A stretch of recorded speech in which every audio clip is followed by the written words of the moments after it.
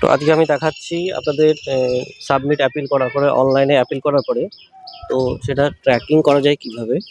তো তার জন্য আপনাকে কিন্তু প্রথমে লগ ইন করতে হবে। দেখুন আমি কিন্তু লগ ইন স্ক্রিনে আছি, আমার নাম দেখাচ্ছে এখানে। তো লগ ইন স্ক্রিনে আসার পরে আপনাকে এখানে যে সাবমিট অ্যাপিল আছে, এই যে ট্র্যাক অ্যাপিল, এই ট্র্যাক অ্যাপিলে যেতে হবে। Sorry, track application status.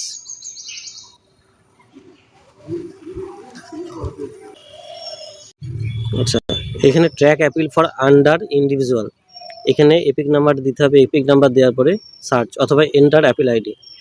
দেখুন সার্চ ক্লিক করলাম, এখানে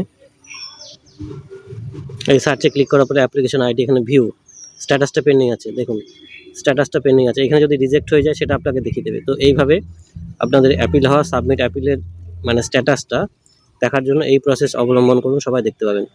যদি ভিডিওটি ফেসবুকে দেখে থাকেন অবশ্যই ফেসবুকে পেজটা আমার শেয়ার করে এবং সাবস্ক্রাইব করে দেবেন। আর ইউটিউব দেখলে ইন্ট্রো উইথ বিকে চ্যানেলটা একটু সাবস্ক্রাইব করে দেবেন। ধন্যবাদ।